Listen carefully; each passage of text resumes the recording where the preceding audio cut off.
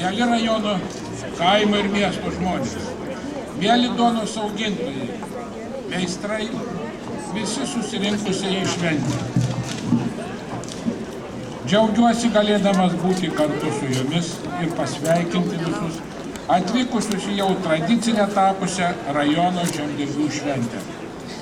Ši šventė organizuojama rudenį, kai jau nuimtas metų derlius, kai ryškėja nuveiktų darbų rezultatai ir jau galima šiek tiek atsipūsti. Ji tarsi vainikuoja žemdirbystės darbų pabaigą. Šventė tinkama proga pasakyti nuoširdų padėkos žodį žemdirbiams ir kaimo žmonėms, kurie šiandien sugeba gražiai gyventi, yra išradingi, darbštus, domisi naujovėmis, technikos ir technologijų pasiekimais, rodo reikiamą iniciatyvą, modernizuoja ūkius, įvairina ekonominę veiklą. Šiandien turime puikią progą susitikti, pabendrauti, pasidžiaugti vieni kitų nuveiktų darbų vaisiais. Proga žemdirbiškai, ūkiškai pažvelgti į tai, ką turime nuveikti, kaip koja kojon žengti su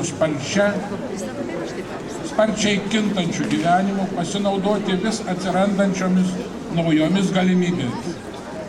Šiandien galime pasidžiaugti tuo, kad žemės ūkį ir kaimo žmonės labai sustiprino ES parama, kai sudaromos palankios sąlygos ją pasinaudoti ir ne tik stambiems, bet ir smulkiems ir vidutiniams ūkininkams. ES priemonės skirtos patiems įvairiausiams skirtingo amžiaus žmonių poreikiams tenkinti. Sukurtos puikios prielaidos kurti kaime alternatyvius verslus, plėtoti kulinarijos paveldą, kaimo turizmą, įvairias paslaugas.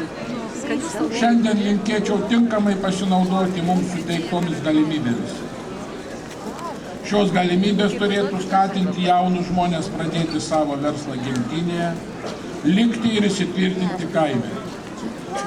Džiugina ir teikia vilčių, kad mūsų kaime jau susiformavo pakankamas branduolys ūkininkų, šeimos ūkių, gausėja jaunųjų ūkininkų būrys, vis aktyviau dirba seniūnijos, veikia ir į tarptautinius vandenis plaukia kaimo bendruomenės. Tikėkime, kad iškylantis sunkumai, šiuo metu žemos pieno supirkimo kainos, nukritusios grūdų kainos yra laikini. Ir visi kartu, ir valdžia, ir kiekvienas mūsų įkvėpsime drąsos ir ryžtingai spręsime problemas. O ši šventė liudija, kad mūsų žemdirbiai ne tik gerai dirba, bet ir šventės gražiai švenčia ir turiningai ilsisi. Nuoširdžiai dėkoju visiems šios šventės organizatoriams, dalyviams, svečiams, visiems kaimo ir miesto žmonėms, jų šeimoms linkiu kuo daugiau iniciatyvių minčių, eiti tik pirmyn ir deramai sutikti naujai iškylančius iššūkius. Taip pat linkiu palankaus oro, kad jūsų darbų nesutrukdytų sunkiai prognozuojama klimato kaita. Linkiu stiprios sveikatos ir ištvermės, geros nuotaikos ir pasisekimo darbuose. Gražios šventės visiems!